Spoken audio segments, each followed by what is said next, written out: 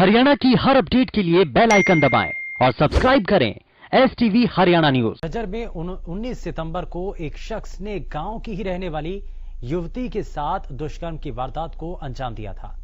एक महीना बीत जाने के बाद भी पीड़ित परिवार पुलिस की कार्रवाई से संतुष्ट नहीं है। उल्टा आरोपी का परिवार पीड़ित परिवार को ही डराने में लगा है।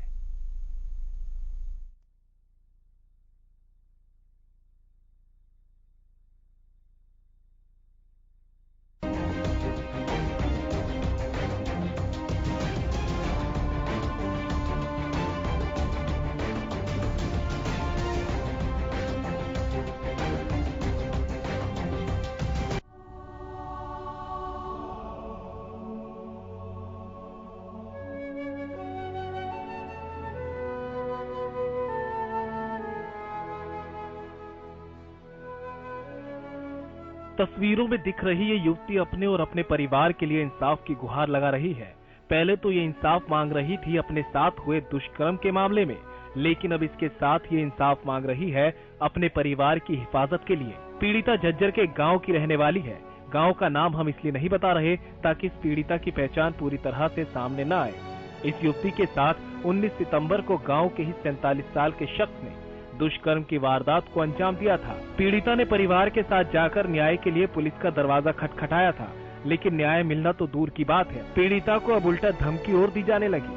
पीड़िता और उसके परिवार पर शिकायत वापस लेने का दबाव बनाया जाने लगा। पहले पीड़िता को सुनिए, वो किस तरह से अपनी आप बीती बता रही है, किस तरह से उसकी आवाज में डर साफ महसूस हो रहा है, जरा उस पर भी ध्यान दीजिएगा। और मेरे साथ 19 तारीख को गलत काम हुआ था और मेरे उसको पुलिस ने पकड़ लिया था और उसको पुलिस थाने में ले गए। मैंने मेरे पापा को बताया, घर पे फोन किया, पुलिस ने कोई कार्रवाई नहीं की आगे। और उसको मेरे सामने भी रखा 2 घंटे, लगभग 2 घंटे मेरे सामने रखा वहाँ पे, और पुलिस ने भी धमकी दी राजीनामा के लिए। और उनके परिवार हमारे घर पे बार बार आ रहे थे लोग, उनके परिवार बार बार घर पे आ रहे थे राजीनामा के लिए, और पापा और मम्मी को मार के भी गए कि राजीनामा कर लो।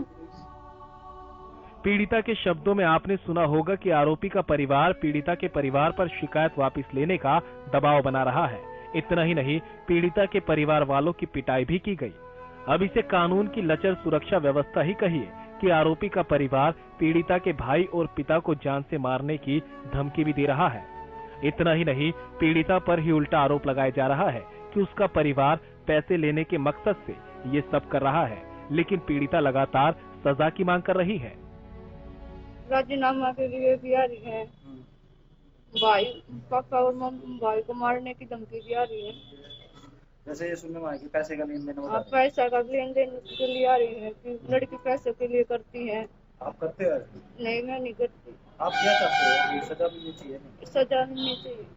आरोपी के जो परिवार वाले हैं उसको बहुत ही ज्यादा परेशान करे जा रहे हैं। पता नहीं गांव में किसी का लेना देना होता है, हम उस आदमी को जानते भी नहीं किसी का लेना देना होगा, लेकिन वो इस बात का गलत प्रचार कर रहे हैं कि भाई किसी ने पैसे ले रखे होंगे उनसे, कि भाई इसीलिए वो भी मतलब कि ऐसी समाज से संबंध रखते होंगे जिन्होंने पैसे ले रखे हैं। मैं नहीं जानती उनको भी किसने ले रखे हैं, लेकिन ऐसी छवि लड़की की बनाई जा रही है कि भी इनके परिवार वाले इसलिए नाम लगा रहे हैं, लेकिन ये सरासर बिल्कुल गलत है। इसकी निष्पक्ष जांच की जाए और जो ये आरोप लगा रहे हैं लड़की के ऊपर, लड़की के परिवार वालों के ऊपर, उनके ऊपर भी मतलब पुलिस प्रशासन द्वारा कार्रवाई की जाए।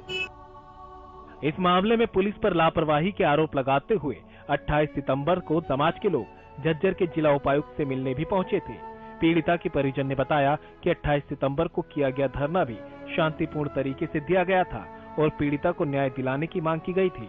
28 तारीख को जो धरना दिया गया था उसको शांतिपूर्वक धरना दिया गया था कि भाई जो घर पे आके बार बार में धमकी देके जा रहे हैं, मार पिटाई करके जा रहे हैं इनके पीड़िता के परिवार के साथ, उनके खिलाफ भी कोई कार्रवाई हो। जाति सूचक भी उन्होंने शब्द इस्तेमाल करे हैं, मार पिटाई करी है, इनके पिताजी का भी कुर्ता काटा हुए फाड़ के गए हैं।